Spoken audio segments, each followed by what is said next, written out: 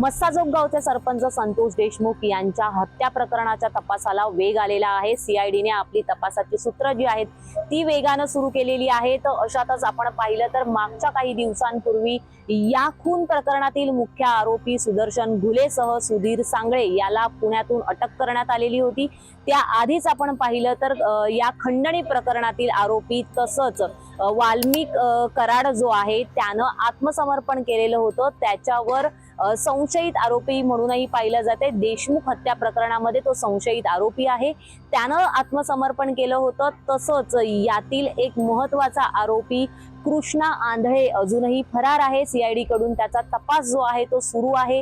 त्याचं last location सापडलं गेल्याचं बोललं जात आहे, परंतु त्याबाबत अद्याप माहिती समोर आलेली नाहीये। तर यातील अजून जे काही आरोपी होते ते काही दिवसांपूर्वी म्हणजेच आपण 18 डिसेंबर पासून ज्या काही अटकेची सुरुवात झालेली आहे त्यामध्ये विष्णू चाटे जो असेल त्याच्यासह अन्य आरोपी ते देखील अटकेत आलेले होते। खंडणी प्रकरणामध्ये विष्णू चाटेला अटक करण्यात आली असं म्हटलं गेलं। आता याच विष्णू चाटेची कसून चौकशी जी आहे ती सीआयडी कडून सुरू आहे। त्याची पोलीस कोठडी जी आहे ती आज संपली। त्यानंतर त्याला केज न्यायालयामध्ये त्याला त्याची हजेरी लावण्यात आलेली होती आणि त्यानंतर त्याला आज पुन्हा एकदा न्यायालयीन कोठडी जी आहे ती सुनावण्यात आलेली आहे। परंतु विष्णू चाटेची जी चौकशी सुरू आहे त्यातून अनेक नावं समोर आल्याचं बोललं जात आहे।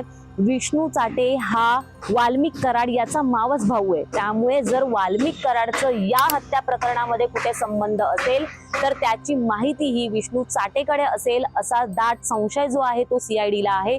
म्हणून विष्णू चाटेची चौकशी जी आहे ती कसून सुरू असल्याचं बोललं जाते।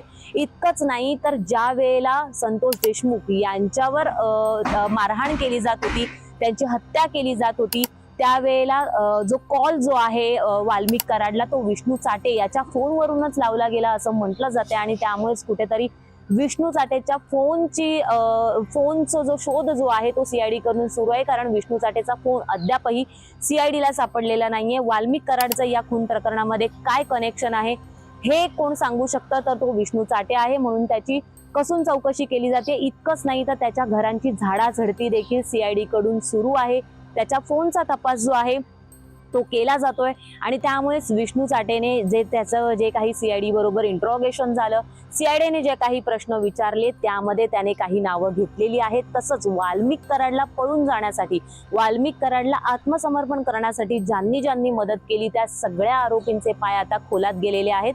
कारण की विष्णू चाटेने घेतलेली नावं आणि चौकशी अंती जे काही समोर येईल त्यानुसार सीआयडी कडून कडक कारवाई केली जाणार आहे आणि या संतोष देशमुख या हत्या प्रकरणामध्ये आणखी काही मोठे आणि नवे खुलासे होण्याची शक्यता आहे। अनेक मोठी नावं समोर येणार असल्याचं बोललं जात आहे। विष्णू चाटेने या इंट्रोगेशन दरम्यान काही नावं घेतलेली आहेत आणि आता त्यावरूनच चौकशी जी आहे ती पुढे सीआयडी कडून केली जाणार आहे। सध्या तरी या संपूर्ण प्रकरणातील अपडेट जाणून घेण्यासाठी तुम्ही माय महानगर लाईव्ह या आमच्या YouTube चॅनलला सबस्क्राईब करायला विसरू नका।